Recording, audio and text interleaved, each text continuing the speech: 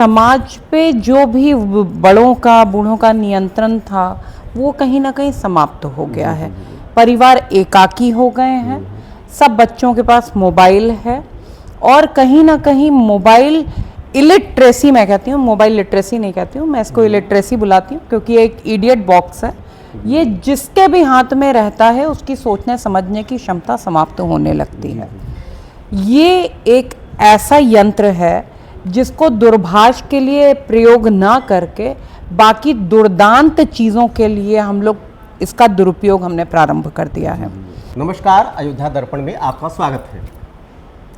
इस समय पता नहीं क्या हो गया कि हमारी सनातन संस्कृति खतरे में पड़ गई है। हमारे यहाँ जो एक वैवाहिक संस्था थी वो खतरे में पड़ गई है। पाश्चात्य संस्कृति का इतना ग्रहण लग चुका है कि हमारे यहाँ पत्नियाँ अब पति के ऊपर हमलावर हो रही हैं। अभी मेरठ में एक घटना घटी कि वो प्रेमी के साथ मिलकर पत्नी ने अपने पति को ड्रम में सीमेंट से सील कर दिया। उसके बाद अभी औरैया में कल एक घटना हो गई कि 15 दिन अभी शादी को हुए थे, चौथी में पत्नी अपने घर जाती है और उसके बाद अपने प्रेमी से मिलकर षड्यंत्र के तहत उसने 2 लाख रुपया की सुपारी देकर अपने पति को ख़त्म करवा देती है, उसको गोली मरवा देती। आखिर ये क्या हो रहा है? हमारे साथ इस हैं समाज सेविका वरिष्ठ अधिवक्ता श्वेता राज सिंह हैं। इन सब मौक़ों पर ये मुखर होकर बोलती हैं और संयोग से आज मुलाकात हो गई अयोध्या में। मैडम क्या कहेंगी? इंट्रो में ही आप समझ गई होंगी जी। देखिए, इस समय जो स्थितियां परिस्थितियां हैं, हमारा समाज जिस तरीके से एक्सपोजर मिल गया है मीडिया का, जी जी, तो समाज पे जो भी बड़ों का बूढ़ों का नियंत्रण था वो कहीं ना कहीं समाप्त हो गया है। परिवार एकाकी हो गए हैं। सब बच्चों के पास मोबाइल है और कहीं ना कहीं मोबाइल इलिटरेसी, मैं कहती हूँ, मोबाइल लिटरेसी नहीं कहती हूँ, मैं इसको इलिटरेसी बुलाती हूँ क्योंकि एक इडियट बॉक्स है। ये जिसके भी हाथ में रहता है उसकी सोचने समझने की क्षमता समाप्त होने लगती है।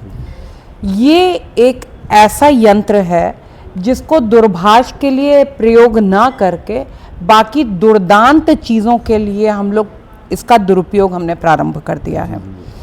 और आज OTT प्लेटफॉर्म पे किसी भी प्रकार का कोई भी नियामक बोर्ड नहीं, नियंत्रण नहीं है, उस पर कोई सेंसरशिप नहीं है। सब चीज़ें आपको खुलेआम बाज़ार में मिल रही हैं, सब कुछ देख रहे हैं लोग। और ये जो भी, इसको मैं विकास नहीं कहती हूँ, इसको मैं विनाश कहती हूँ कि देखिए, ब्रह्मांड का अंत ही होना है, तो ये अंत का प्रारंभ नहीं तो और क्या है। कि अपनी सनातन संस्कृति को पूरी तरीके से ताक पर रख करके आज बहू बेटियां हमारी, पहले तो रील आप देखेंगे नाचती हुई दिखाई देंगी आपको, घर की सारी अपनी परिधि को पार करके सम्मान का बेड़ियां सारी तोड़ करके, देखिए सम्मान एक ऐसा वो होता है, ऐसा विषय है कि सम्मान स्वयं खुद ही समझना पड़ता है किसी भी स्त्री को। उसके शरीर के सम्मान को लेके, उसकी आत्मा के सम्मान को लेके उसको स्वयं जागरूक होना पड़ता है, क्योंकि कोई भी जागरूक स्त्री होगी उसके साथ कुछ गलत नहीं हो सकता है। लेकिन आज जो बौद्धिक असक्षमता बढ़ गई है लोगों में, सोचने समझने की जो विकृति, जो सोचने समझने की शक्ति थी वो समाप्त हो गई और जो ये विकृति उत्पन्न हो गई है, इसकी वजह से समाज टूटता ही जा रहा है। विदेश का जितना भी माल मसाला है वो सब बहुत अच्छा लग रहा है। छोटे कपड़े अच्छे लग रहे हैं। कहा जा रहा है कि हम लोग को स्वतंत्रता से जीने का अधिकार चाहिए। पूर्व में मुझे तो ये मालूम था कि शिव शक्ति का सम्मान करें और शक्ति शिव का सम्मान करें, इससे जीवन चलता है। लेकिन आज एक नई परिभाषा आ गई है। उस नई परिभाषा के तहत फेमिनिज्म आप समझ रहे हैं, इसको बहुत प्रमोट किया जा रहा है। हमारे यहाँ बहुत सारे एक्टिविस्ट हैं जो स्त्रियों को ये समझाने का प्रयास करते हैं कि तुम अपने आप में सक्षम हो। उसका सही जो सार है वो ना निकाल करके उसका अदर पार्ट ज्यादा सामने आ रहा Other part ही है ज़्यादा कि चल रहा है। मैं अपने आप में अहम ब्रह्मास्मि, जी जी। अब तो मैं सब कुछ हूँ। और पर्टिकुलरली ये देखा गया है कि अच्छा, मैंने देखा मैडम, ये सनातन संस्कृति का जो निर्वहन करने वाले हैं वो अब अनपढ़ ज़्यादा है। पढ़े लिखों में भी मैंने देखा, डाइवोर्स के केसेस जितने देख लीजिए आजकल, जब से दोनों हस्बैंड वाइफ दोनों कमाने लगे हैं, ईगो इतना टकरा है। क्या शिक्षा का मतलब यही है कि हमारी सनातन संस्कृति को एकदम से विनिष्ट कर देना? क्या कहेंगे आप? देखिए, पहले तो ये जो नया नया सिस्टम आ गया है जी, जी। कि महिलाओं को सशक्त करना है, ठीक है, महिलाएं हमेशा से सशक्त थीं, लेकिन आप अपने धर्म पे नहीं रहोगे, अपने धर्म पे नहीं चलोगे तो फिर तो आपको असक्षमता, आपको लगेगा ही कि आप हर तरीके से शक्तियां आपकी सारी चली गई हैं। क्यों? क्योंकि हमारे धर्म में तो यही कहा गया है, 10 पुत्र समाकन्या 10 पुत्रान प्रवर्धयना, अर्थात एक पुत्री 10 पुत्रों के बराबर होती है। ये स्कंद पुराण में लिखा हुआ है।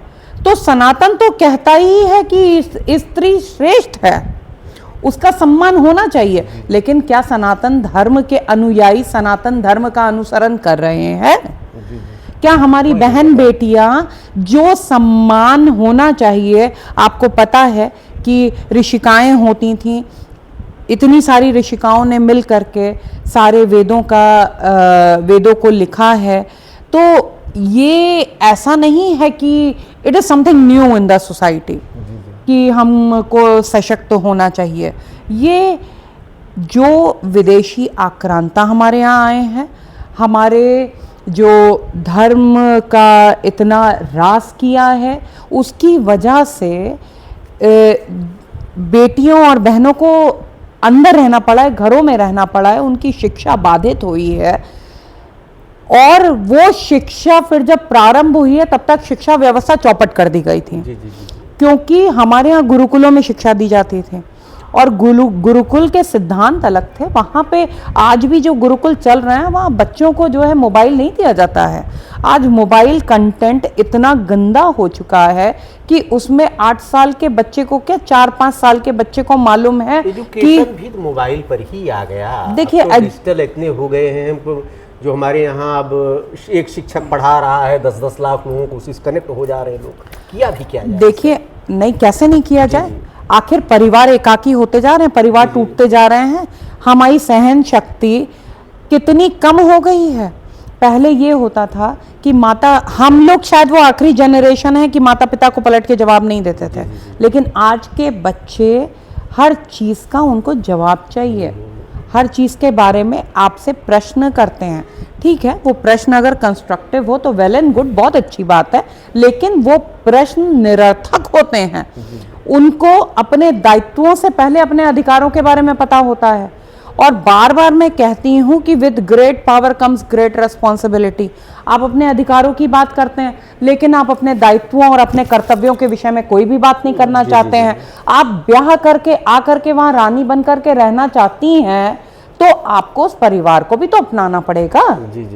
उतनी सहिष्णुता आपको अपने अंदर रखनी पड़ेगी, आपको उतना विनम्र बनना पड़ेगा कि आप उस परिवार को अपना सकें और वो परिवार आपको अपना सके। ये जिम्मेदारी एक की नहीं है, दायित्व एक का नहीं है। यदि हम ये कहते हैं कि नई बहू आई है और तो हम मान लीजिए कि टसल है कि हाँ नई बहू आई है, सब लोग नहीं एक्सेप्ट कर रहे हैं उसको, तो बहू अपनी तरफ से विनम्र भी तो हो सकती है। ऐसा थोड़ी ना है कि आते ही जो है एकदम रणचंडी का रूप रख लेना है। अरे भाई, दुर्गा के 9 रूप हैं, हम लोग 9 रूपों की पूजा करते हैं, जिसमें रणचंडी और काली केवल 2 ही रूप तो हैं, बाकी 7 रूपों के विषय में आप क्या कहेंगे? वो 7 रूप आपने ताक पे रख दिए हैं। अब केवल आपको काली बन जाना है, आपको रणचंडी बन जाना है। अरे गौरी कौन बनेगा? स्कंद माता कौन बनेगा? इसके विषय में हमको कौन जागरूक करेगा? इसके विषय में हमसे कौन बात करेगा? बिल्कुल मुखर होकर के कहती हूँ, इसलिए कहती हूँ क्योंकि एक स्त्री को अपने सम्मान को समझना पड़ेगा। यदि आप चाहती हैं कि आपको अधिकार बराबर मिले, तो उस अधिकार को समझ करके अपने दायित्वों का वहन भी उसी प्रकार से करना पड़ेगा।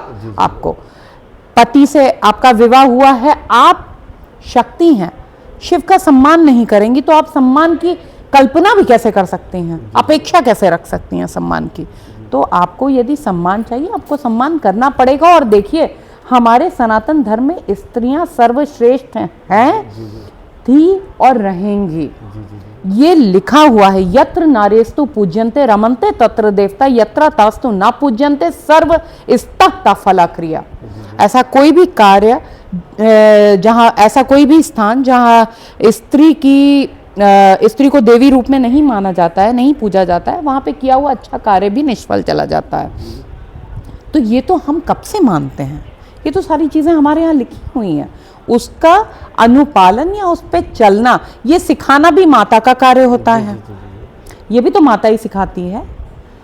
लेकिन माताओं को इतना समय नहीं है, परिवार छोटे होते जा रहे हैं, कोई भी परिवार में नहीं रहना चाहता। कौन है आज के समय में, बहुत बड़ी समस्या है इसी बात। देखिए, आपको बताऊं मैं, तो इतना ग्लोबलाइजेशन हो गया कि बुजुर्गों के पास लोग कहते हैं भैया इनको सब बोला, इनकी दवा पाती दे दो, इनकी सेवा दूर, मतलब नौकर से सेवा करा देंगे, खुद हाथ लगाना कोई नहीं पसंद कर रहा है।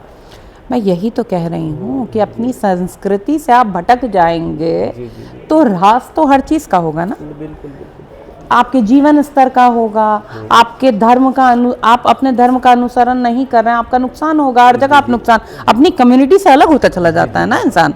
अब आप अंग्रेज बन करके बर्थडे पे केक काटना आपने शुरू कर दिया, आप मोमबत्ती बुझा देते हैं। हमारे यहाँ तो दीपक प्रज्वलित करने का संस्कार सिखाया जाता है और प्रत्येक बच्चे को कुलदीपक कहा जाता है।